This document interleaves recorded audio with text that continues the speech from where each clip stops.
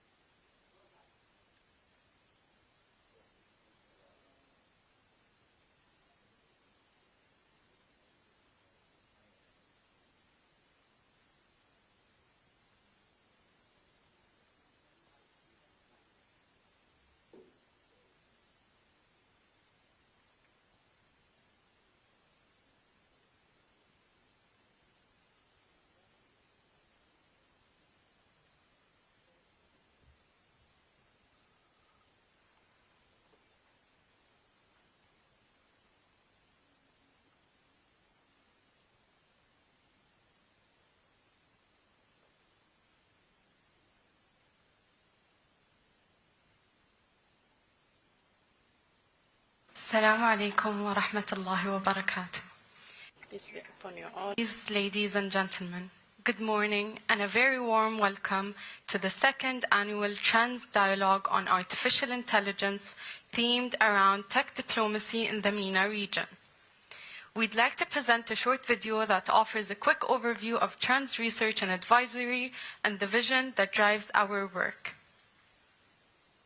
In the heart of Abu Dhabi, the UAE capital, Trends Research and Advisory was founded in 2014 as an independent research institution. The objective was to provide a deep understanding and accurate analysis of global issues, ranging from politics to economics and geostrategy to technology. With its ambitious global vision, Trends analyzes opportunities and challenges associated with developments and phenomena of interest across political, economic, strategic, cultural, and technological dimensions. It publishes studies and research in various knowledge domains and offers high-level consultation services. Trends has achievements speak for themselves. Over 1,000 research papers published on its website across its 15 research programs, more than 1,000 articles and studies featured in external research, academic and media sources, nearly 40 original books in Arabic, English, and French, and over 100 translated books in 16 languages. Additionally, it has issued dozens of editions from various scientific series covering multiple interests. Trends has conducted more than 100 opinion polls and delivered over 80 consultation studies for its partners and stakeholders. Trends has emerged as a global platform for scientific and academic dialogue. It has organized and participated in hundreds of events, including conferences, seminars, panel discussions, lectures, and workshops across different continents, bringing together experts, thinkers, and officials from diverse cultures worldwide. The Center has signed over 300 partnership agreements with international and regional research, academic and knowledge institutions to serve its research objectives. As part of its comprehensive vision, Trends Research and Advisory is dedicated to preparing a promising new generation of researchers. It has organized over 100 training courses for its partners worldwide. Coinciding with its 10th anniversary celebrations, Trends launched the Trends International Training Institute in August, serving as its training arm. At Trends, we believe that knowledge is power and that dialogue is the key to addressing global issues. Through our participation in dozens of international book fairs, we continue our mission to spread knowledge. With our physical and virtual offices extending from the Americas in the west to the far reaches of Asia in the east, passing through Europe and Africa, Trends has become a global platform for constructive academic and scientific dialogue. Trends Research and Advisory, a partner for a future built on knowledge, dialogue, and innovation.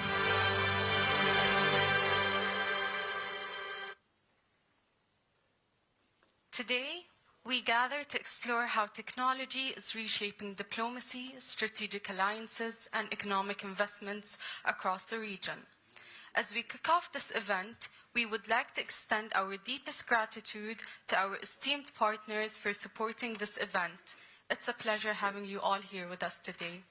And we'd also like to give a special thank you to the CSIS experts who have traveled all the way from DC to be part of this important event.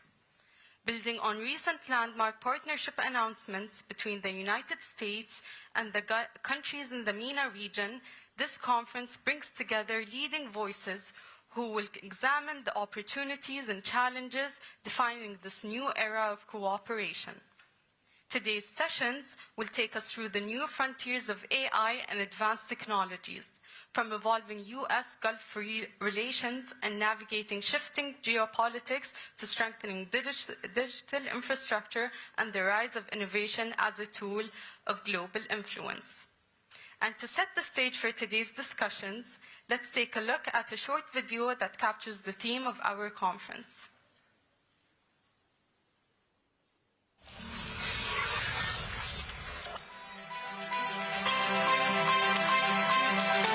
The world is shifting.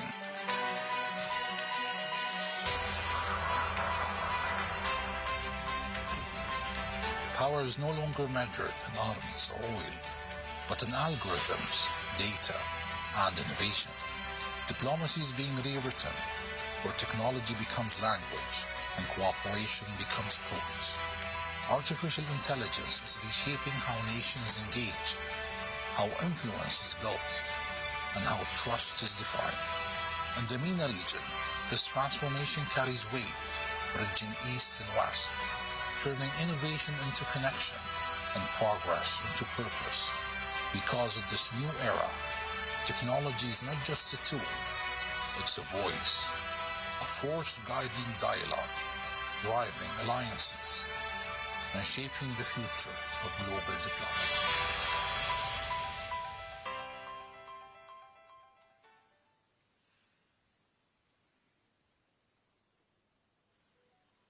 To mark the official opening of our conference, it is my honor to introduce Dr. Mohamed Al-Ali, CEO of Trends Research and Advisory, for his welcoming remarks.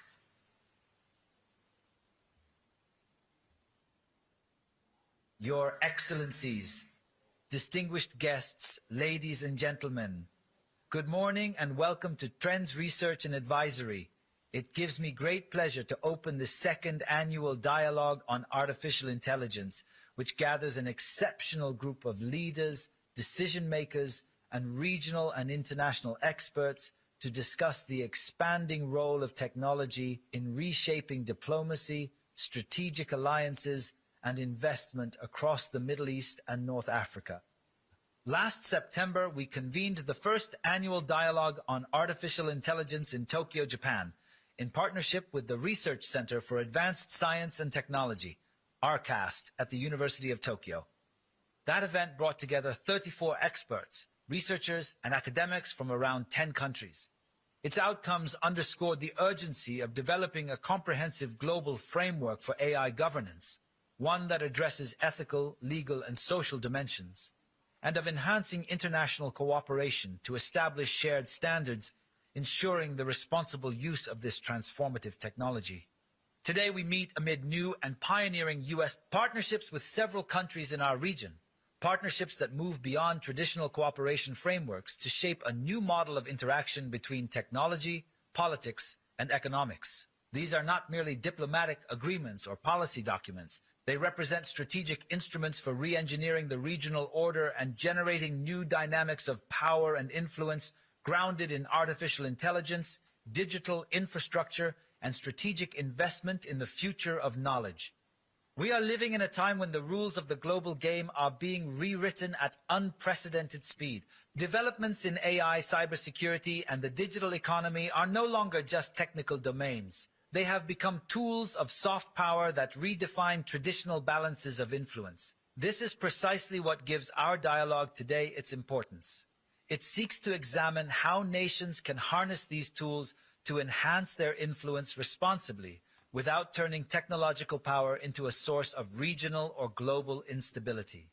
Throughout this conference, we will engage in in-depth discussions on the evolving U.S. Gulf relations, the role of technology in shaping soft power strategies, and investment in emerging sectors that form the backbone of tomorrow's smart economies. We will also explore the geopolitical implications of artificial intelligence, its potential effects on regional stability, cybersecurity, and digital sovereignty. In addition, our sessions will highlight the strategic value of investing in the digital future, how AI and digital infrastructure are redefining soft power by enabling new forms of diplomatic communication, cooperation, and cross-border engagement. We are here to address not only the opportunities these technologies create, but also the complex challenges they bring, from data protection and AI governance to their impact on future markets and employment. At Trends Research and Advisory, we believe that in-depth dialogue, rigorous analysis, and strategic collaboration are essential to understanding these transformations and directing them toward the region's long-term interests. Today's dialogue thus serves as a vital platform to exchange perspectives, analyze emerging policies, and envision future scenarios for sustainable and effective cooperation between our region and its international partners. In conclusion, I extend my deepest gratitude to all participants and speakers, especially our colleagues from the CSIS, representatives of leading technology companies, and our valued partners who made this event possible. Your active engagement today reflects a shared commitment to keeping pace with global transformations, investing in technology for development, and building a more stable and prosperous future for our region. I wish you all inspiring discussions, innovative ideas, and insightful exchanges throughout the day, conversations that will help shape the next phase of regional and international cooperation. Thank you.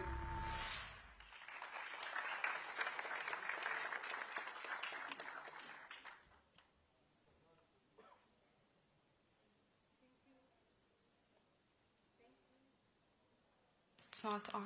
Okay. Thank you, Dr. Mohamed, for your inspiring words and for framing the vision that guides our discussions today. This video was AI generated.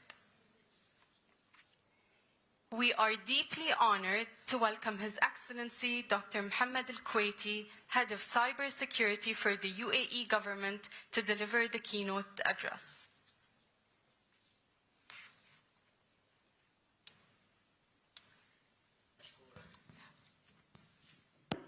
Bismillah ar-Rahman ar-Rahim. Assalamu alaikum wa rahmatullahi wa barakatuh. I wish I can create something similar to this nice AI, so I don't take the effort of actually addressing this great audience. Your Excellencies, our distinguished guests, again, you really made great change by coming here. We're honored to be, again, guests here with Trends, and I'm sure you all add great value to us all. We've heard the great topics that this dialogue will bring, and we've heard the great ambitions where UAE is moving, and with the great partnership. Again, the great partnership with US, great partnership with the great partners, trusted minds in that perspective really will bring so many successful peace as well as prosperity to the whole region. And that's what we are actually sending the message on. UAE vision is moving towards an AI nation, and we cannot do this ourselves. We need everybody to help and really support in that perspective. With that, alhamdulillah, we're creating smart cities. We're creating, again, smart sectors. I'm sure you've heard the healthcare, you've heard the energy, you've heard the education, as well as in so many sectors how they are really focusing on their digital transformation and adopting AI. And with that, we are moving toward that smart nation. However, with these transformations, we will always face challenges. And I'm sure, speaking from a cybersecurity perspective, we've seen some of those challenges. And they are actually into our categorizations. We developed them into 3 categories: cyber crimes, cyber terrorism, and cyber warfare. Cyber crimes, I'm sure you've heard of what you just seen here, how easy it is to create deep fake, how easy it is to trick and build a social engineering against anybody in this. Phishing emails, scams, frauds, you name it. Everybody is trying to, again, perpetrate in that perspective and maybe motivate themselves with the monetary and really try to gain any of this stealing or loss in that perspective. We've heard as well in the cyber terrorism, and I'm sure you're following so many of the social media. Cyber terrorism, and I'm honored here as well to publish my book, Cyber Terrorism and That Perspective with Trends, which shows the importance of really building a first line of defense from the society itself. Cyber terrorism sending the wrong message, sending the misinformation and disinformation across the society, radicalization messages, really trying to penetrate many of the unity that we have and the loyalty that we are actually all about, and the tolerance message that UAE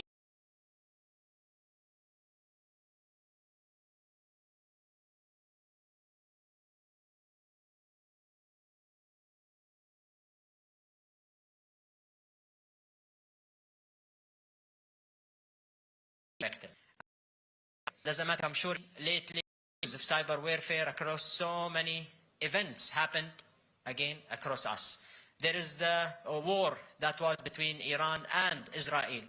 You saw so many missiles as well as drones here and there. There is as well the Pakistan as well as India conflict that everybody seen what happened in the social media, the escalations of the social media, and how using and abusing the deep fake in order to send the wrong message. And we've seen and been seeing the Ukraine as well as Russian attacks in that perspective. Our message here, message of tolerance, message of dialogue, message of actually leveraging that AI to really bring everybody together and build that resiliency. And that's what we are actually have sent in a perspective of our national cybersecurity strategy. Focuses on five pillars.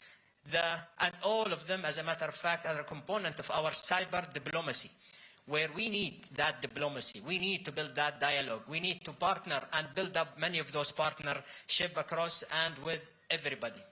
Those pillars, the first one is the governance.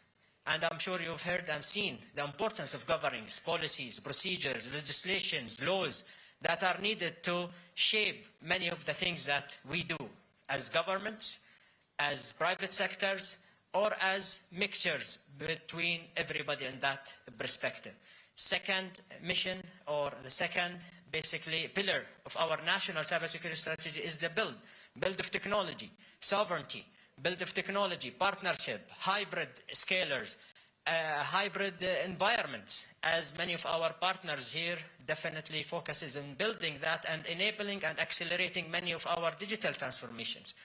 Then comes the mission that we are really focused on, to protect and to defend. We need to protect those critical infrastructure. We need to protect those data. We need to protect everybody who uses those critical infrastructures. It is the essence of our life. And here we're referring to the critical infrastructure of energy sector, of healthcare sector, of aviation sectors, sectors we use in a daily basis, which really very important to protect them and the send of message of resiliency. The fourth pillar is innovation. UAE is well known about those great minds, inspirational thinkers, partners who are really working together in order to become that number one, that smart nation. And the last pillar is the partnership. We cannot do any of those four pillars and more except with this great partnership. And we've seen the power of partnership. We've seen that knowledge is power, definitely. How we create that knowledge is by really correlating many of these data. These data needs infrastructure. This infrastructure needs security and protections. And the most important thing is a human being. The centric of our all mission is the human being. We need to really spread the awareness of cybersecurity across the community, as we are in the year of community, and the next year is the year of family. All of these sends the message of people.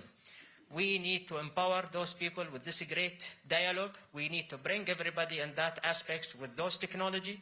It's really not only from the investment, and I'm sure you've heard the great investment UAE is doing, but also from the diplomacy, from the great relationship that we build across private sectors, as well as public sectors and people. And that's why we called it the 4 Ps, public, private, as well as people partnership. We cannot do this ourselves. We need everybody to help us in shaping the future of UAE and the region as well. So thank you, Trends, for this. Thank you to the partners for being with us, and let's use this platform as well. Thank you.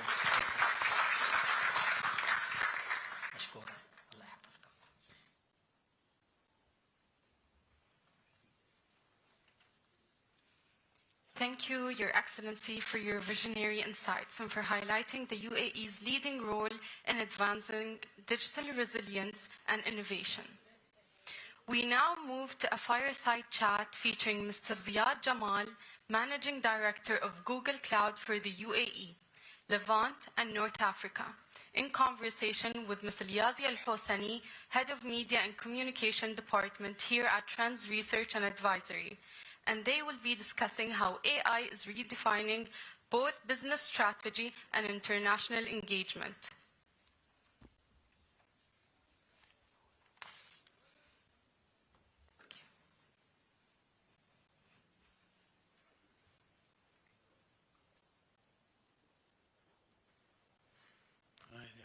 Hello. Hello, hello. Assalamu alaikum. Yatikum al-afiyah. Your Excellencies, distinguished guests, ladies and gentlemen, Assalamu alaikum. My name is Rivalry Al-Hosani, Deputy Head of the Media Sector here at Trends Research and Advisory. And to set the stage for today's conversation, it is my pleasure to begin with a fire chat session that brings us straight to the heart of the topic. I am honored today with Zayed Jamal, General Manager at Google Cloud here in the UAE, Levant, and North Africa. Hey, Zayed. Hello, Yaza, thank you so much for having me. Thank you so much for being here with us. I'm going to dive right into the conversation today. And the first question I have for you, Zayed, focuses more on tech diplomacy and regional transformation. So as the MENA region today is rapidly embracing many AI and digital innovations, how do you see technology reshaping the way nations are today collaborating, building trust, but also engaging diplomatically? Excellent question. Let me start by first acknowledging, and I think everyone agrees with me, that technology is rewriting the operating manual or the operating system for international relationships across MENA, and shifting the center of gravity from traditional, I would say, hydrocarbon relationships and alliances to actual tech diplomacy. In today's world, nations' resilience and nations' influence is no longer measured by its traditional assets. It's measured by its digital infrastructure, it's measured by its AI talent pipeline, it's measured by its commitment to responsible AI governance. And if I look at each one of them, on the digital infrastructure, the public-private partnership has been a key importance in this area. And Google Cloud is committed to providing governments with the best-in-class digital infrastructure to power their digital and AI needs. And in UAE, for example, we're very proud with our strategic partnership with the Cybersecurity Council. This is a key initiative for us to support and help the UAE's key role as a leading global player in the cybersecurity, AI, innovation, and education. When I look at the AI talent, I'm sorry if there's a glitch in the mic. On the AI talents, it's imperative now, it's very necessary that governments and nations cultivate the AI local workforce. And it's very important also for governments and nations to start moving from just merely using global AI services to actually be creators of its intellectual property, and ensuring that with these AI services that are created are tailored and customized to their local cultural and linguistic needs. And in the commitment to governance, I think this is very critical. If you establish the trust through fair, fast, clear commitment to governance, you give the social sort of license to companies to start innovating and creating at scale, and you give the citizens and residents the confidence to adopt. So like, I think these are the three main pillars I think that technology is now supporting. We'll move on to the next question, which basically focuses more on Google's regional strategy and its impact and resonance. So Google has launched several major initiatives here in the region, from the AR Opportunity Initiative to expanding it more onto the cloud infrastructure. How do these projects fit into Google's long-term vision for supporting digital transformation, but also economic growth here in the MENA region? Let me split it into two sections. Let's talk about the initiative. I'll give you some recent stats from a research done by Public First. AI is planned to contribute to around 298 billion dirhams for the UAE economy by 2030 and around 727 billion for Saudi. But this study revealed something really interesting and exciting. While the majority of the businesses, 87%, agree that AI plays a pivotal role in advancing the AI economy, more than half the workforce, 52% in UAE and 57% of the workforce in UAE, in Saudi, believe that they're unable to utilize the full capabilities of the AI due to the deficit in skill sets. And addressing this gap is the core of the AI Opportunity Initiative. So this is a long commitment to us. We understand and we believe that the population in MENA is the biggest asset, and we want to be responsible and have our share in supporting the reach of these digital skill sets. So since 2018, we've already trained more than 3 million people across MENA. And in October last year, 2024, we've launched the AI Opportunity Initiative, which further supports essential digital and AI trainings, funding some researchers, and providing access to helpful AI tools. And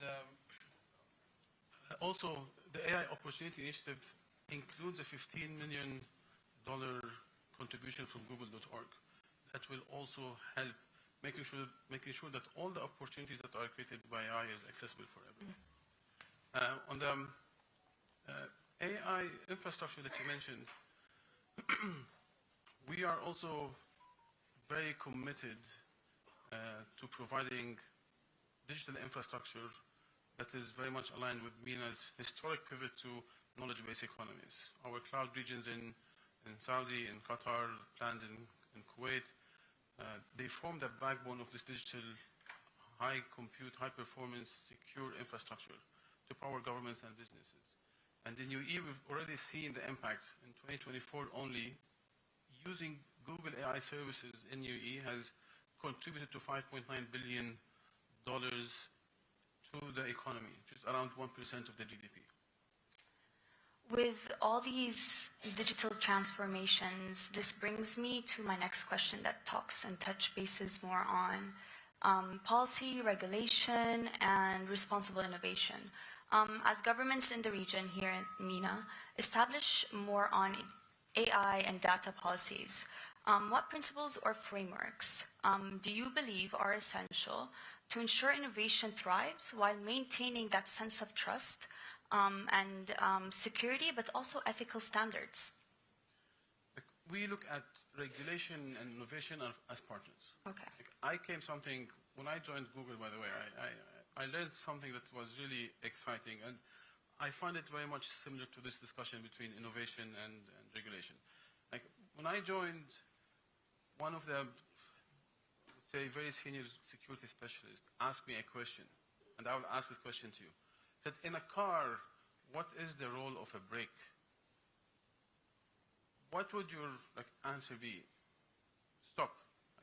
My answer was exactly the same, stop. Google's perspective on security and regulation is probably the opposite. Brakes allows us to accelerate more, not actually to stop. Because when you have a strong foundation and you have a very solid braking system, you can actually go faster. Because you know you have a very solid brakes, and when you use those brakes, your car is going to stop and you're going to be safe.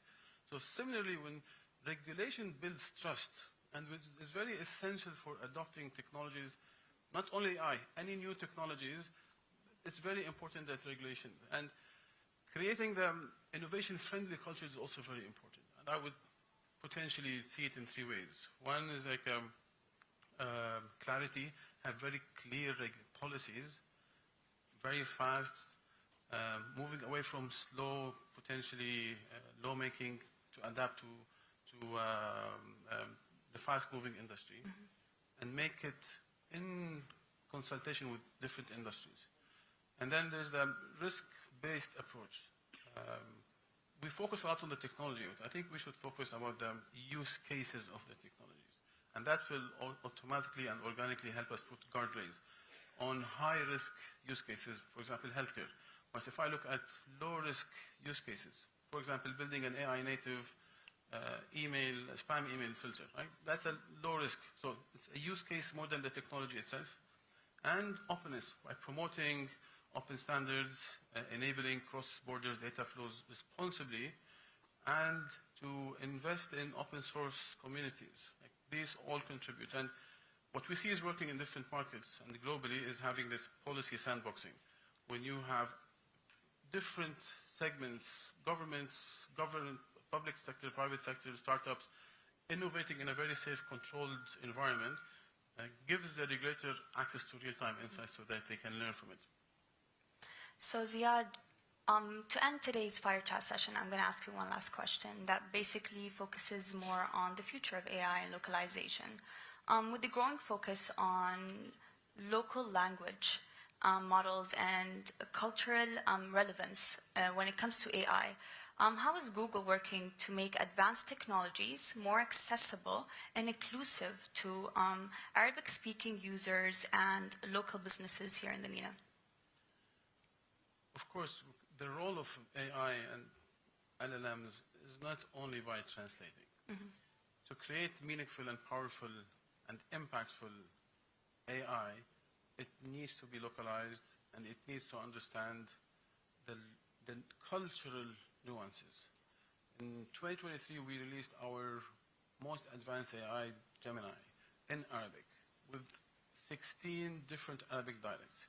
And we've also launched AI overviews in Arabic for search, so that people can get very helpful summaries for all their queries. And we're seeing extremely great feedback. More than 70% of our users are saying it's easier to interact with Gemini in Arabic. And we're able to keep this Arabic language part of our global discussions through our deep partnership and integration with world-class research, including our collaboration with MBZ, UAI, and other research institutions who are really doing breakthroughs and significant advances in building AI-native large language models. Thank you, Ziyad. I think you really did successfully kick off today's conversation. So before we move on to the next event, I'd like to welcome Dr. Mohamed Abdullah Ali, CEO of Trends Research and Honor, for a group photo and to honor you, Ziyad. So much. Thank you. Thank you for having me. And I want to also thank His Excellency Dr. Quaiti for the trust also that he put with Google Cloud. And we look forward to continuing the work and looking forward to seeing you soon again. Thank you so much. Thank you so much. Thank you for having me.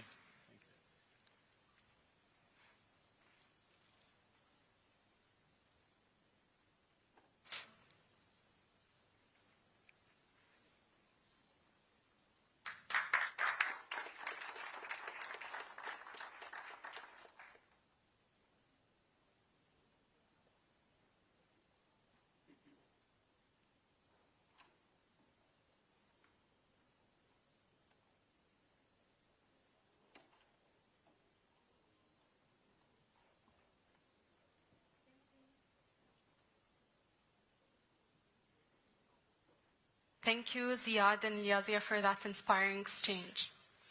Ladies and gentlemen, before our short 15-minute break, please join me in welcoming Dr. Mohamed Al-Ali, CEO of Trends Research and Advisory, and Dr. Tayyib Kamali, Chairman of the Board of Trustees at the Abu Dhabi School of Management, for the signing of a Memorandum of Understanding that highlights our joint drive to connect research and education to the latest frontiers in technology.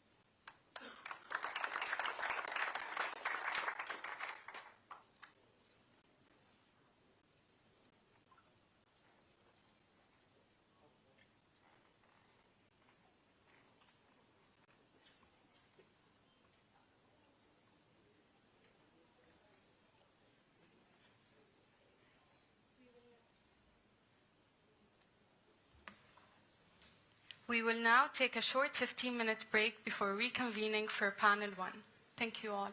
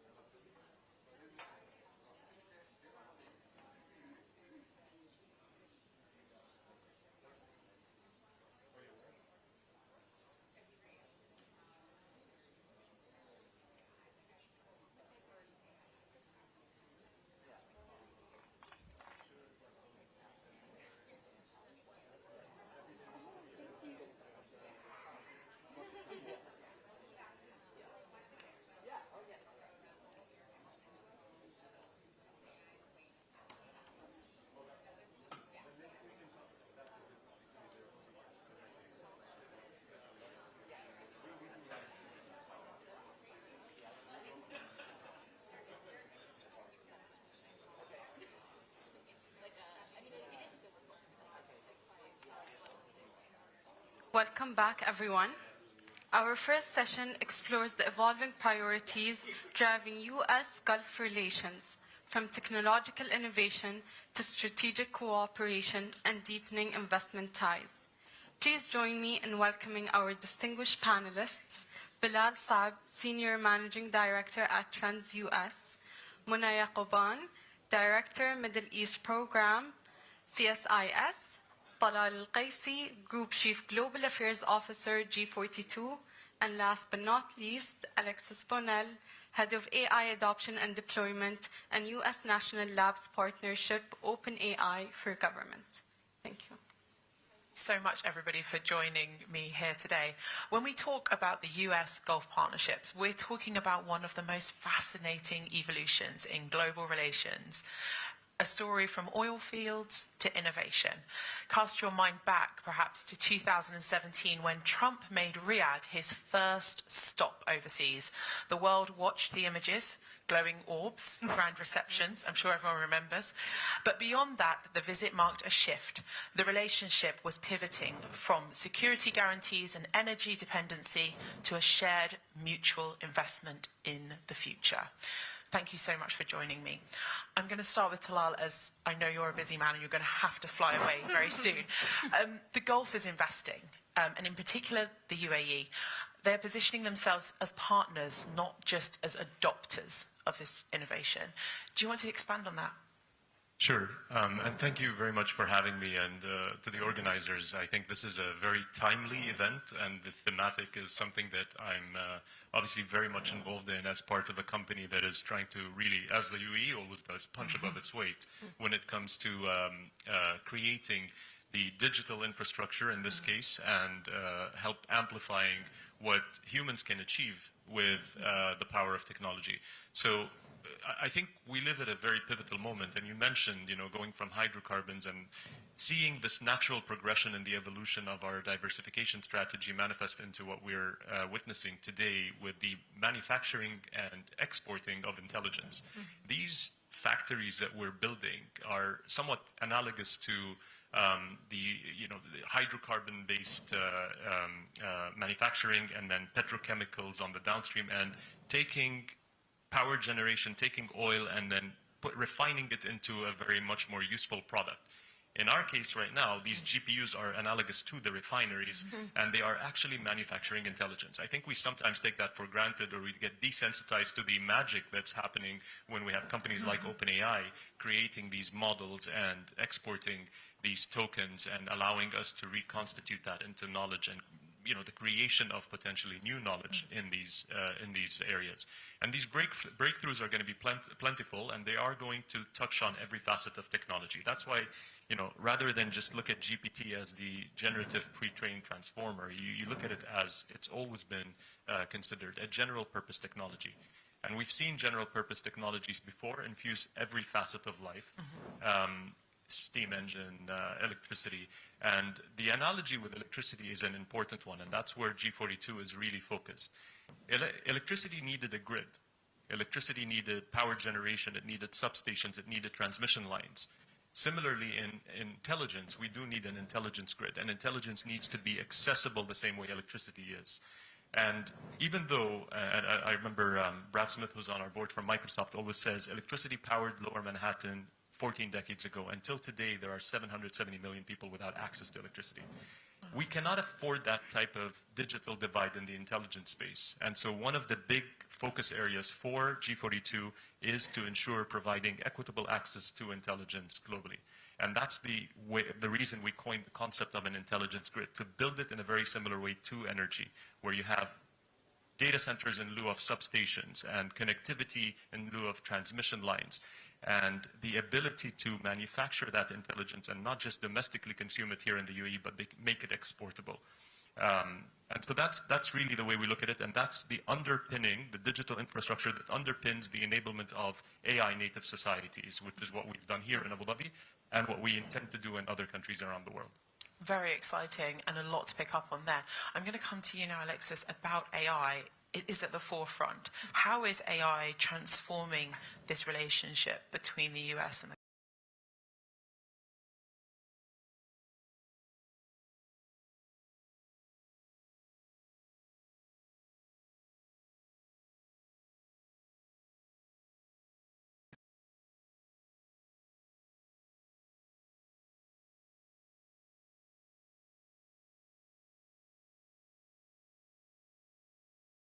How do we use Adobe? But really, it was the human bending to the constraints of the machine and the technology.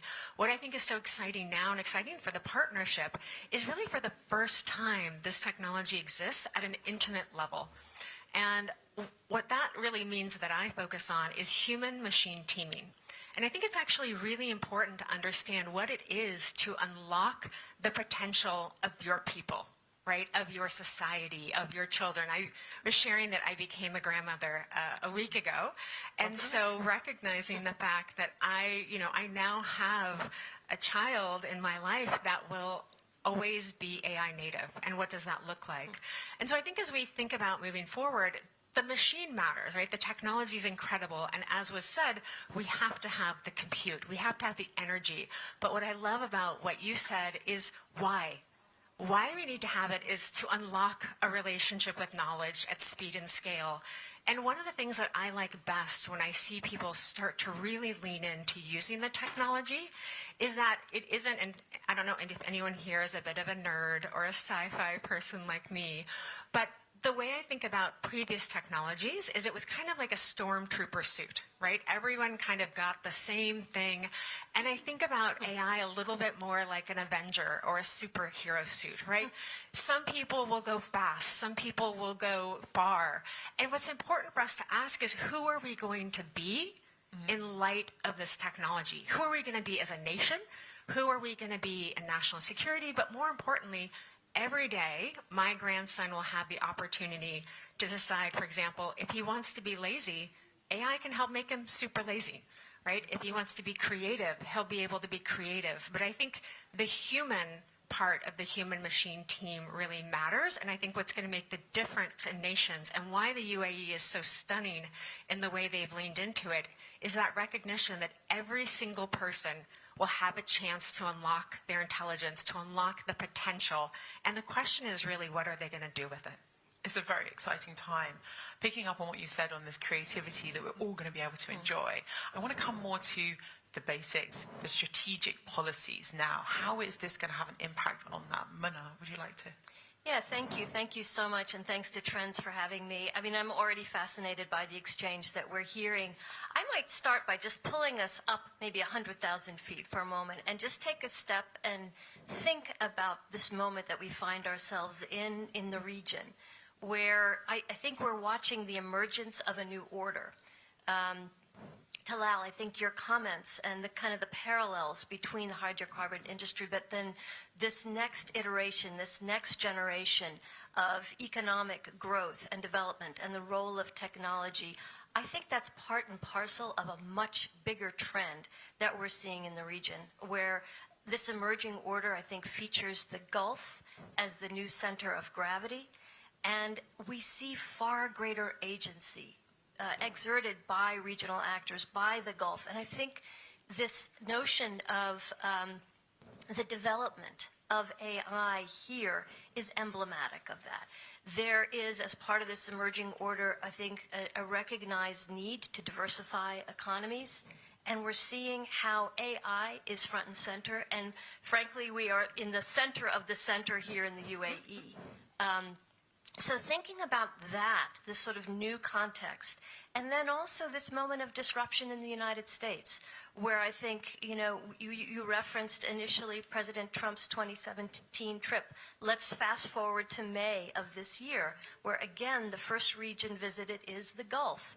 And now I think we're beginning to see the outlines of a recalibration of the U.S.'s approach to the Middle East. It's at least certainly with the current administration, it is very much focused on economic deals, on the role of technology. It is more transactional. I think there is a recognition by this administration of we're entering a new era. And I think you're also seeing, as a result, the United States, or certainly this administration, shifting its international AI policy. And so we just saw announced last week this deal of NVIDIA chips now being exported here. huge change, and we can talk in a little bit about what that means. But I sort of view this as this incredible moment of the United States and the Gulf, the UAE even specifically, having a convergence as we watch and participate in the birth, frankly, maybe, of a new era as characterized by AI. Being in the center of the center, as we are here in the UAE, it brings up another thing, which is security. Bilal, security is still shaping this moment. Would you agree?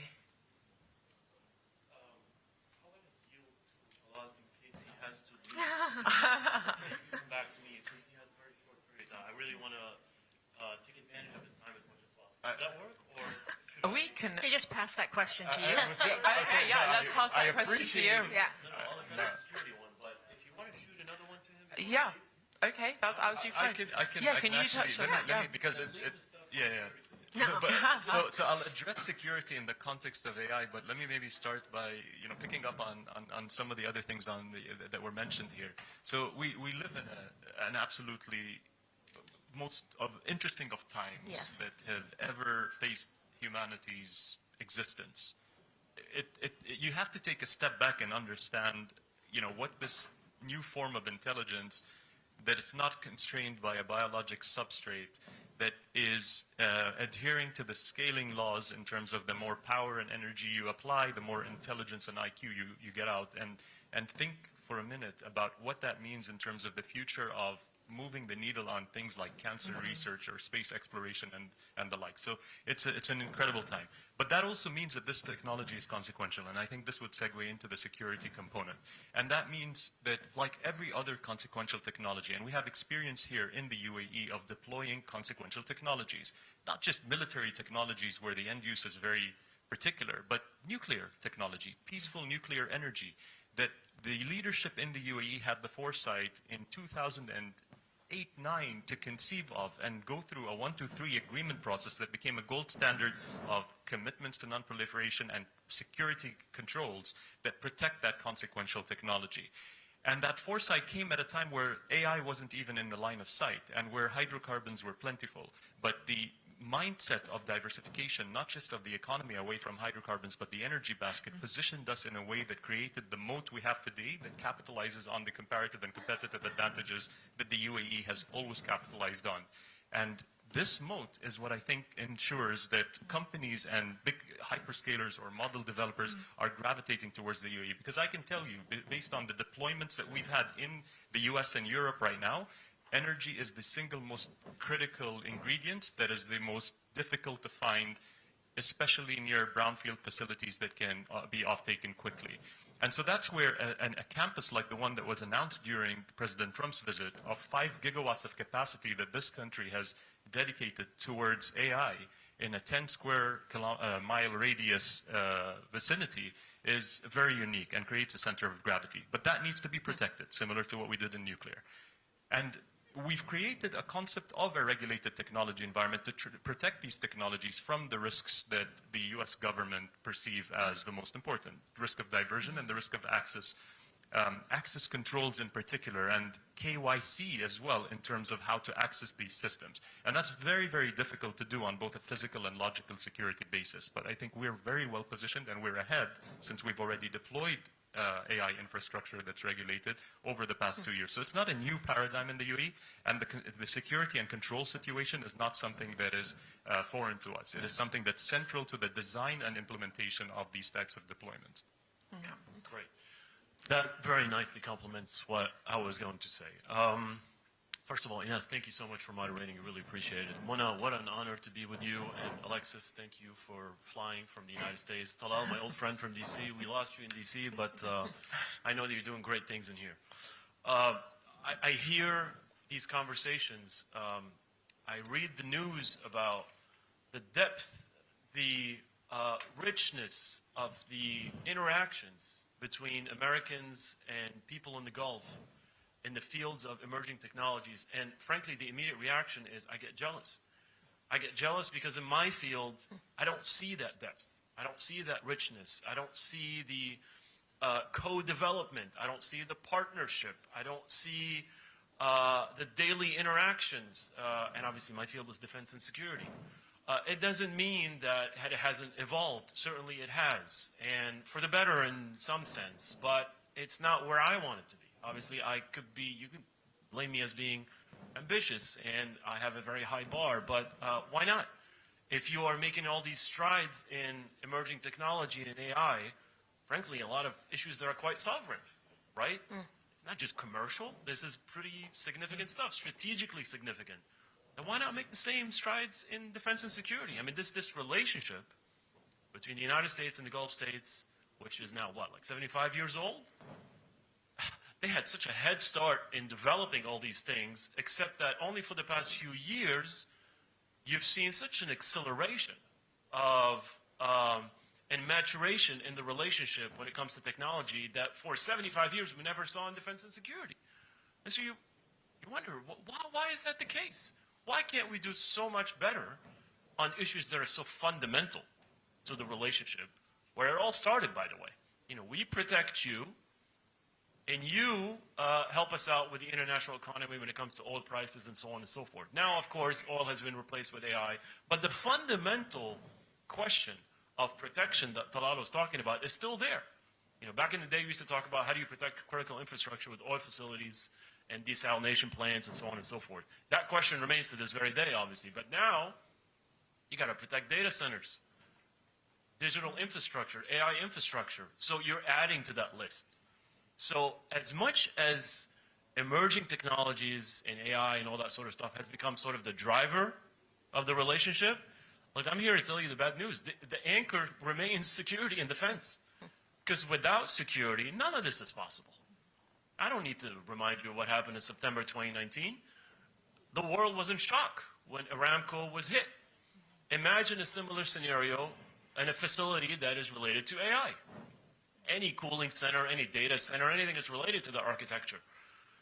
So the bottom line, as much as we try to ignore that conversation, or as we try to hide it, or try to sort of put it under the rug, the bottom line of that relationship remains anchored in defense and security. And I'm comforted by the fact that it has evolved, but to the point where I want it to be, absolutely not. I want it to be precisely as mature and as developed as it is in the fields that these wonderful people are talking about. And we can talk about those ingredients later on, which obviously this is my bread and butter. This is what I do 24/7. Thank you so much. So if we think about this cross-border connection now, I'm going to come back to you, Talal, to talk about the gold standard, that you've created this framework now, which helps to overcome maybe those barriers that we had originally in trust. Do you want to speak on that? Sure. So look, I think when you talk about the gold standard, we look at things like the 123 agreement in nuclear. That was dubbed the gold standard by the U.S. government. And I think in the case of securing regulated technologies, what we've been able to do in designing a multi-layered approach, both on the physical and logical security, and to protect the data centers, not just from access physically, but also logically, is a gold standard. And so for us, it's more about how does that then set us up in a position to where we could become a force multiplier to the U.S. companies that we are hosting in these facilities, to then amplify their ability to inference, in particular, a lot of the workloads that are extremely heavy, especially since that is going to become, we've seen the tipping point. We're going to see some bigger models come out, and training clusters are very, very commonplace in the US right now, but they have to get much bigger and bigger to go from that incremental GPT-4 to GPT-5 or GPT-5 to GPT-6, and with all the other model developers as well. But inferencing is taking on a whole new characteristic where you can do post-training, which means you're applying more compute to the model after training, and allowing it to think, and it creates this internal monologue and allows it to come up with a better quality output the longer and the more compute you're able to provide it. That, along with robotics, along with agentic AI and the different workflows that kind of help with the productivity element, are going to be extremely inference intensive. So in the UAE, through this type of a facility, while it's protected, you'll be able to then export a lot more of these tokens. So 1 gigawatt of energy is going to produce quadrillions of tokens and per day. And so you'll be able to then export that to a radius of around 3,200 kilometers, sub 60 milliseconds in terms of latency, which means that you get the user experience that's of very high quality. And that then positions us to serve really half the world's population within that radius from the UAE. And that amplifies the US companies' abilities to do that in partnership with us. Really are the center of the center. Alexis, I'm going to come to you. So regulation and innovation are often seen as opposites in so many industries. How can governments now craft a smart policy that protects the citizens as well as not slowing down progress? You're hitting my spicy topic, and I'm going to blend a few things together. I think, ironically, one of the things I'm most excited about is how AI can contribute to regulation and policy and play a role there in speeding, in speeding things up. I think it's interesting for me, prior to being at OpenAI, I was the Chief Information Officer for the Air Force Research Laboratories, which serves Air Force and Space Force as far as future technology. And before that, I had been at Google. And someone asked me once, what was the difference between being at Google and being at the Air Force Research Lab? And I said, Google understands that time is the ultimate weapons platform, and DoD doesn't. And so when we think about this future state, we really have to confront the fact that three things fundamentally changed in the last 5 years. The first is that the change horizon shrank from a 5 to 15-year average down to a 5-month or less. And so what that means is that we are all now in the business of managing change. The second thing that meant at a human level was that each of us are making 5 times more decisions than we made only 5 years ago. The most important thing is we are adapting to that change. We are, making more decisions with more information than has ever existed in human history.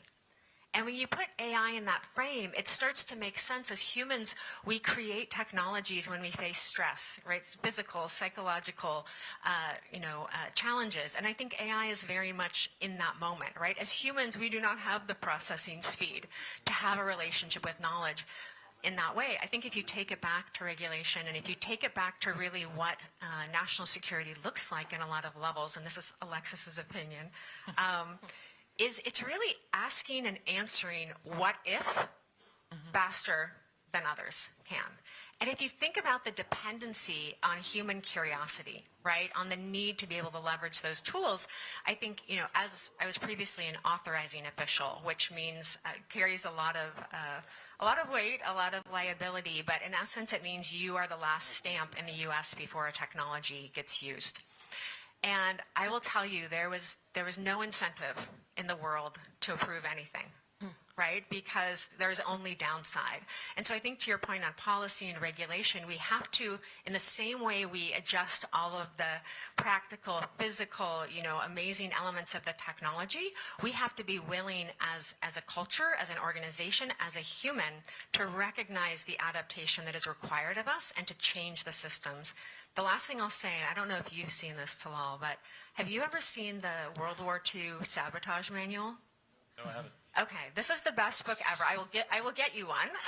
It is only 50 pages long, but the reason I highlight it is because in World War II, the U.S. created this little manual to help the French resistance, Belgian resistance, and others kind of fight the German war machine.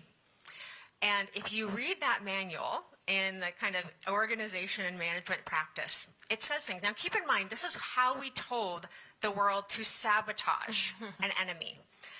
Refer everything to committee. Make sure the committee has at least 5 members.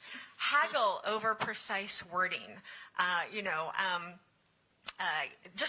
And if you read it, it is an irony for us now, right? Because there's so much about our policy, about our bureaucracy that is literally in a sabotage manual. And I think when you can actually put that in front, when you can look at it, it gives you this tool to say, the way we're approaching this is sabotage. What would it look like, right, to approach it in the idea of potential, to approach it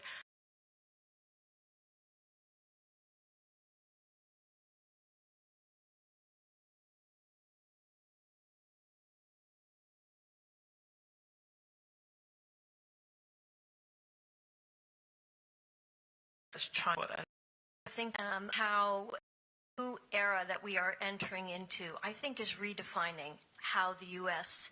partners with the Gulf, with the UAE. I think arguably in the old world of hydrocarbons, it was almost literally extractive. And it was kind of unequal and top-down. When, Talal, you talk about the UAE and these data centers being a force multiplier for U.S. companies, I think that highlights a very different way of working. It highlights a focus on collaboration. It highlights kind of, again, to my mind, this new era that we're in, which is marked by enhanced agency and power here in the region. And it is on the U.S. to sort of also navigate. And I think, Bilal, your points about defense and security are well taken. I have more sobering comments I want to make maybe in the next round. But I do want to say, as I'm listening to this conversation, to me, it's really exciting to think of U.S. engagement in the Middle East as being defined by creativity, innovation, exploration, collaboration. It is a sea change from how we have engaged. I'm speaking as an American in the region, in a region in which in the United States, the Middle East is often associated with conflict, with suffering, with all kinds of challenges and problems. Those challenges and problems are there, but I think the extent to which we begin to think of the region as a place where there is creative problem solving that's being done and where AI is playing a key role in that, to me that is enormously exciting to think about. I'm excited to come to you now, Talal. Can you just outline what you see this vision to be over the next decade? Yes, I'll do that by also reacting to what Mona just said, because it really does resonate. And I've seen this from multiple different vantage points and throughout my previous life at the UAE Embassy, 9 years in Washington, D.C., then at the Space Agency, where we were able to demonstrate again that we had not just the vision, but the execution prowess to send a probe to Mars and have it ready in 6 years to launch and reach the Martian orbit by 2021, our 50th year anniversary. So that's no different in the ethos we've approached the AI realm in. And AI didn't just start 3 years ago when ChatGPT first came out, or 4 now. It started way before that. And not even when the Minister of AI was announced in 2017, like Sam said before, AI was cool. But even way before that, when we started investing in companies like AMD and then acquired Global Foundries, and Mubadala had that stake, and still this day have that exposure. So we've thought through not just AI, but technology more broadly for a very long time. And when we look at where we are today and what we can accomplish here in the UAE, as I mentioned at the beginning, we can't afford there to be a digital divide the same way there was this energy divide that caused what we see today in the global south. And prosperity is a function of having access to energy, and access to energy is missed by 770 million people. If you add the internet to that, it goes up to around 2.9 or so billion people. And if you add the non-digital native, digitally skilled individuals that there are globally, you get to 3.9 billion, half the world's population that can't even benefit from AI if we don't close those gaps. So it's not just about what we do in the UAE that's important. We have a responsibility as a country and companies in this country that are going to be trying to punch above our weight to extend that to other countries. And it's easier said than done, because each gigawatt of capacity that's required, AI data centers, is anywhere between $30 and $50 billion. And we're talking about 5 gigawatts over here, but what's needed globally to be able to serve AI in an equitable fashion for equal accessibility is over 100, sometimes in some estimates, 500 gigawatts of energy. And globally, in terms of AI data center capacity, there's only roughly around 60 or 70 gigawatts today. So to close that gap, it's trillions of dollars. No one company, one country, or one individual in the world can do this on their own. And that's where really the partnerships come in, and what the UAE can bring to the table, to your point, Mona. More so than just being a transactional partner or looking for a security guarantee here or there. It's really amplifying the mutual effort and benefit of extending into this new paradigm that we call the technology age. As such a technology age is literally, we're on the forefront right now, but there's still lots and lots of challenges to overcome. Alexis, you've spoken before about how it's good to have this technology, but it's more difficult sometimes to get people to actually adopt it. Yeah, I think one of the most interesting things about what I get to do is watch humans, in essence, expand their, their potential, but more importantly, go on this journey with technology. And I'll give you an insight that came from my research prior to joining OpenAI. As I was taking a lot of different cultures, different groups through learning AI, I saw two interesting behaviors. So the first was that oftentimes the more someone's identity or ego or their sense of value in themselves is tied to knowledge, and especially certifications, degrees, PhDs, actually the more likely they are to want the machine to fail. Right? Because it's actually a way of manifesting that, like, I'm still valuable. And so with that type of group, you actually have to take them through and say you are valuable. You're actually able to exercise your expertise and your experience, and that the fact that Talal and I and Bilal and Mona, we will all query in completely different ways because we are completely different people. That is not a bug, that's a feature. Now, on the flip side, I was shocked by who was naturally good. The best natural queryers in the sense of starting with maybe a very basic kind of Google it type search, all the way up to being really high curation, very specific, high context, really effective querying. Does anyone want to guess? Who is the group? There's some in this room right now. Who is the group that is the best? I know because you told me backstage. Any thoughts? Mothers. Mothers, and this is really important to reset our thinking, right? Because we often think that in terms of technology, it's got to be a coder or an engineer. Like, that's who's going to be best at it. And I'm here to tell you, moms, it's us, and this is why. Number one, as a mom, you might be used to saying, like, let me ask that question in a different way. You may also be used to knowing that you're not getting the full story. Right? But the most important thing is, as like Talal actually mentioned, is the mindset. Meaning that moms, as I watch them kind of use AI, they would ask a question, and if they didn't get the perfect answer, instead of saying, oh, this machine is stupid, it's not useful, they would say, I'm sorry, what I was trying to do was this, right? And what they would do is take themselves on this iterative journey where they were learning and becoming quite effective at querying, and at the same time, the AI was learning them, right? Was understanding and adapting to them. And so I really challenge us to think and to put aside assumptions about who is going to be good at AI, right? Who is going to be great at it, and really understand that there are these unique skills that are quite human that actually are going to become a critical part. In fact, this was so impressive to me that I did start to go to the Department of Defense and say that I felt like we should be training military spouses to be prompt engineers, right? And I still feel that way. That's great. Thinking about security again, going back to Lal, security and technology, should they now be treated as one ecosystem if we're bringing in all these different minds into one space? Oh, no question. No question. It always has been, frankly, but now it's just becoming clearer and clearer that the differences between the two are absolutely blurred. Mona used the term top-down to describe the old model of cooperation between the two sides. I mean, sadly, this is precisely what applies to my world. And boy, do I want to once again graduate to what they just have been describing. I feel like every time I pick up the mic, folks in the audience are going to notice the contrast between my negativity and their positivity. I'm going to get negative in a minute, so don't worry. I'm like a Debbie Downer here. But look, it's important still to come up with an honest diagnosis of where we are in defense and security so that we can actually move forward. Why am I interested in the word top-down? Because, look, if you asked me several years ago, would I ever see countries like Bahrain and Kuwait being given privileges of a major non-NATO ally status? Or the UAE being a major defense partner? Only India in the entire world is a major defense partner of the United States. Or the Qataris just very recently receiving defense guarantees from the Trump administration. By the way, never in the history of U.S. Gulf relations.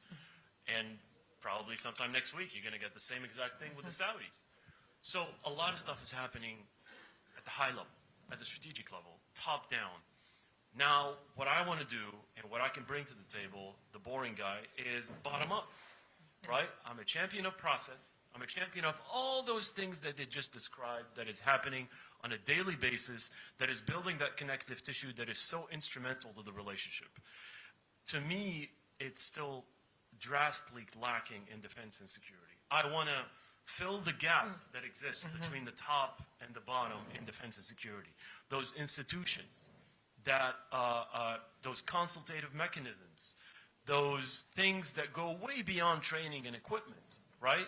So it's incredibly important that we're seeing those enhancements, advancements at the top level, because they give you the green light, the license from leadership to execute, to enable those changes that are so necessary to the relationship. But this is not where it stops. Matter of fact, this is where it starts, right? You get the nod from the leadership. Now it trickles down to the bureaucracies, to everybody who's involved in implementing what they just agreed on at the high level, and they just signed in a document. So I'm that process guy, right? And I want to see the exact same advancements, improvements on the commercial side of things, on the tech side of things, but in my world of defense and security, as difficult as they are and as slower as they are, but there's no reason why we shouldn't be having the same improvements in my field as it is as theirs, because frankly, they're both now, as you very well said yourself in us, they're strategically linked. There's no way you could separate the two. There's definitely a lagging behind, I feel, in your world. Muna, would you want to add something about, is there need for this bottom-up shift? Yes, I think there is. I think if I could, I'd like to actually, because I think I've been unduly cheery and optimistic, which is not usually my way, and I wouldn't be doing my job if I didn't kind of highlight some of the challenges. And I think in Washington, it is distilled into a question I've heard many times, which is, what does it mean that the United States is sending so much computing power to the Middle East? What are the security implications, the U.S. national interest implications of that? So on the one hand, it is this new model of collaboration and partnership, and it is exciting, and it's probably, maybe we are on the verge of a frontier of new knowledge and learning, et cetera, and innovation. On the other hand, it does raise difficult questions that I think I would be remiss if I didn't put them on the table, because this is what folks are wrestling with. The Trump administration has been a bit disruptive in how it has approached this question of AI. This sort of groundbreaking decision to export these sophisticated chips here to the UAE. I mean, it is raising questions about what does this mean? What are the chances or the risks of proliferation to China? I know Talal did indeed address that question, but I think it lurks and looms. To Bilal's points, what about the vulnerabilities? Is the U.S. now going to be vulnerable not because of oil, but because of chips? Does it shift how we think about it? These questions, I think, remain. And I think that as this kind of as we get deeper into this new era, as these partnerships evolve, it's going to be essential that those questions continue to be raised, and that together there are approaches taken to mitigate those risks. Do you feel like the Trump administration right now in Washington is ready and equipped for these challenges? Not clear to me. I mean, I think we're watching something really unfold that's quite different and unprecedented. We've seen remarkable changes. I mean, again, I'm a Middle East expert. I'm not an AI expert. But if we look at questions like the decision to lift sanctions on Syria, like literally with the stroke of a pen. In a typical administration, that would be oodles and oodles of meetings and decisions and so forth. We're in something very different. And it may be that that's exactly what this moment needs. Disruption in the region is met by disruption in Washington. But to your question, Ines, I mean, is there the bandwidth? Is there the depth? Is there the attention span to address these very complex questions? I think, honestly, if I'm being very honest, I think the jury is still out on that. Yes, please. Look, I should have started by saying that it's virtually impossible to separate the two, to your question, Ines, because all of this stuff is dual use, right? And exactly. You're seeing actual applications of those things on the battlefield in peacetime and during wartime, right? So peacetime, you're seeing what kind of advancements AI has made in the maritime domain, right? NAVCENT now, and it's integrated that technology into its maritime operations in those waters to try to police as much space as possible. So that's actually real. It's not theoretical, right? And I would give credit to CENTCOM being at the forefront of that among all the geographic combatant commands. But then, of course, you saw it, unfortunately, obviously with some concern, obviously, that stuff being used in several wars now, whether it's Russia-Ukraine, and of course Israel-Gaza, Israel and Lebanon, so instrumental to targeting. But then, of course, it brings up a bunch of questions, moral, ethical, regulatory, and so on and so forth. So, look, at the end of the day, just like any other technology, I mean, it presents challenges and opportunities, and it's up to the user to find the right balance between the two, obviously. Would you agree, Alexis, that it's down to the user then to find this balance? I do. I mean, again, I think the question of our age is actually who are going to be in light of this technology. And so if you're a military leader, who are you going to be? We have these moments, I think in the past historically, for example, when nuclear destruction became possible, I think the country really had to ask, who are we going to be in light of this power? And so I think that this is something that exists at an individual level, at a societal level, at a community level, at a country level. And like many things, it's going to come down to the quality, the character, the conversation, the cooperation. I'll give an example of something that I found really fascinating. Sometimes I get to run a lot of tabletop exercises with AI, and particularly, in my past in defense. And one of the things that was most interesting, and this has a very direct parallel to education in school as well. Oftentimes, this question of how do we have to modernize education? And imagine getting an assignment. Typically, you go home, you write it, you bring it in, you turn it in. One of the things that we're seeing teachers do now is give the assignment, let them use AI, but they come back the next day and they actually compare the queries that they used. And if you think about that, what an incredible conversation when you start to say, Mona, why did you ask that? Or why did you include that request? And so I think if you go back now on the defense side, and you start to see things like, different scenarios or wargaming or optionality at play, imagine not only being able to share the GPUs, et cetera, but to learn from each other, to sit down, for example, with, UAE counterparts and say, here's a situation, here's something, a scenario.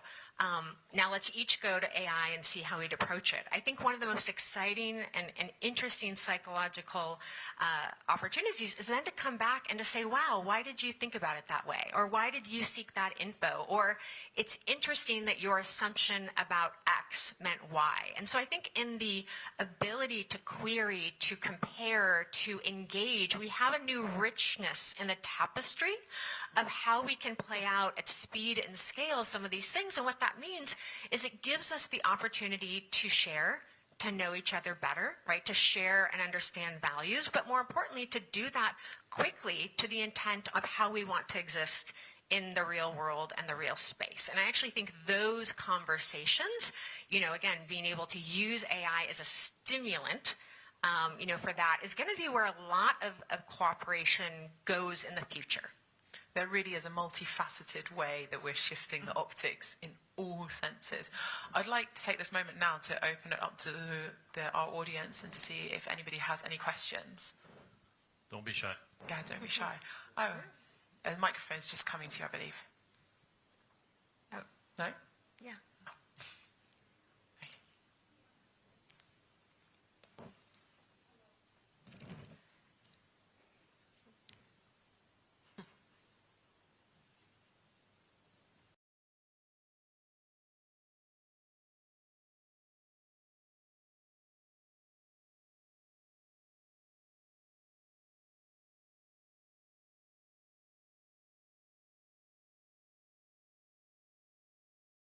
Any questions today about fine? What's the fine line between creativity and invading other people's privacy? And you answer many of the questions of that.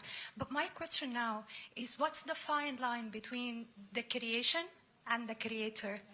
If I have an accident with my car and due to a car default, I will not sue my car. I will sue the manufacturer. Now, we heard recently in the news about people suing the ChatGPT for encouraging for self-harm and things like that.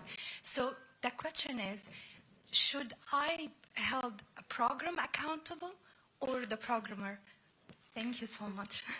Very interesting question. I'm happy for anyone else to go first. Definitely not That's all you, Alexis. No. So I actually think this is why I focus so much on the idea of character and choices and awareness. I was sharing with the group backstage that in becoming a grandmother, one of the things that I did recently was like co-author a book for kids on, from ages 6 to 12, which isn't out yet, but is very much about the intentionality of first and foremost, raise a great kid, right? Pay attention, be there, be in their lives. And then the AI, like any tool, becomes a part of how, the life exists and manifests. I think that, I can tell you, being at our organization, when something doesn't go right with the technology, it's devastating, not just to the company, but to us as individuals, right? People who are at OpenAI are there because we believe that AI can benefit all of humanity. And so when it doesn't, or when we learn, it's a devastating moment. And it's also an inspiring moment to say, how can this be better? I think one of the interesting things when we tried to go from, or when we went from ChatGPT 4 to ChatGPT 5, it was actually an intent to be like less sycophantic, less kind of friends, less intimate, a little bit more kind of factual. And what was interesting is that we got a lot of pushback. People liked the friendly version, right? They liked this. And so I do think that this is a journey that we're on together. But that being said, what I often say when I train people to use AI is, maybe don't look to AI for answers, look to it for options. Or, we'll talk about like curating, like meaning be curious, curate, with abandon, but propagate with care. Right? Because then it becomes tied to the manifestation of you. And so, I think the most important thing is that that we actually not think about it and make the AI the most important thing, but we make our relationships, right? We make our care for each other. We make the intentionality in how we want to show up in a tool. And I'll give you like one final example. A lot of times we saw, and I was at Google before, we saw social media will tend to kind of drive someone further and further into a held belief. When you query, you have the opportunity to say, I want to see the answer in a balanced way. I want to understand the person that has a different opinion than me. And so I think that, the AI can be assistive in however, you decide to exist. But that's actually a really interesting question, right? Are you going to seek balance? Are you going to seek the opinion of others? Are you going to, be like inquisitive about all the options? And so I think that this is something where we will continue as people, as humans, as society to navigate these tools. There's no easy answer. But the last example I would give is, does anyone know how long it took from the time automobiles became standard to when seatbelts became standard? It's fascinating. 67 years. 67 years. And I actually think that our ability as people in a society to adapt and actually insist on safety is incredibly fast now. When we think about AI bias, really in a matter of months, as it was raised societally, it was, I'm not saying it's solved, but it was incredibly corrected. And a lot of people don't know what the biggest change was that corrected it. It wasn't necessarily changing the AI. It was actually changing the camera lenses on all of the cell phones so that they could take pictures that had a broader array of all of the different shapes, sizes, and colors that we come in. But I think, it's good to take a minute, as much as we see these challenging moments, to also recognize how quickly we now can respond. It doesn't take us 67 years. It doesn't need to, right, to solve this. But thank you for the question. Very wise words. Okay, we've got some more questions. Can we go to the gentleman at the back? I think we all need official documentation that Alexis is a grandmother. Well, thank you very much. This is Dr. Irfan Al-Hassani. I am economic expert. Well, I've been living in this region, in this country for nearly about 3 decades. And of course, I chase up the progress and developments and the trends globally and also in this country. To be honest, now the eyes are directing towards the east, to China, to be honest. You know, we should admit that there is a changes in the global power, isn't it? My question is simply, to what extent the US administration admit such kind of VUCA environment, volatility, uncertainty, changes, everything in every single aspect of our planet, to be honest, politically, economically, and also socially. To what extent it admits such kind of changes in the power balancing, and hence they not feel any sort of curious concerning the trend, if you like, of the GCC vision towards the East, particularly China. Thank you very much. Muna, would you like to? Sure, and I think that is going to be a topic in another panel, but I think it's a great question, and I think that's what I was alluding to in the comments I made. I think the U.S. is extremely aware that the region is playing kind of a hedging role between the United States and the West, and certainly between China, and that is precisely why these concerns are being raised. Because I think the worry and the concern is, given the role that China's playing, the increasing role that China is playing in the region, there is real concern. I mean, the battles now, the power battles, are going to be played out on the field of AI. It is perhaps, you know, one of the most powerful technologies known to man. And so the concern, and I think, Bilal, you probably have some comments on this as well, is that this technology will proliferate. I'm saying this as an American. This technology will proliferate to a strategic rival and be used in nefarious ways, in war fighting and other things, in ways that will come back to bite us. And so I think that is the concern. And then the upside and the other argument that's being made is, no, the United States should come in and dominate this. Our technology should be the dominant one that drives the world, that builds the rails, as Talal was saying, for this new infrastructure. And I think that is exactly the challenge and the sort of the complexity of what this moment is bringing. Do you want to add to that, Bilal? Okay, so I'm just going to end this fascinating discussion by asking you each to describe this new era in one word or one phrase. I'll start with you, Bilal.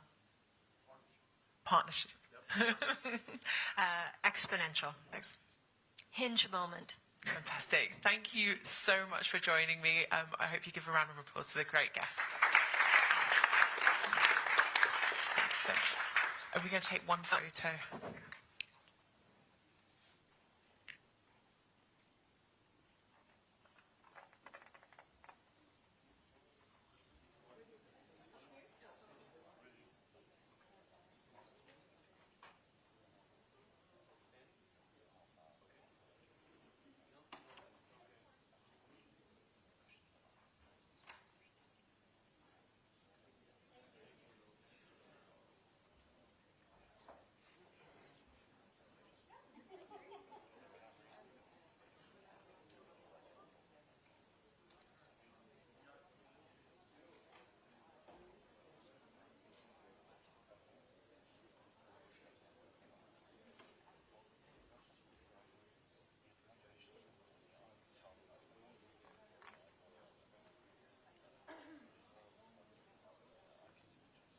They're not going to...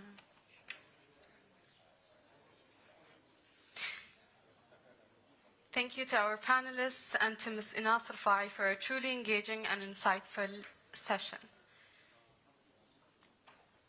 Now, we'll take a 5-minute break as our next panelists get set up for the panel. Thank you.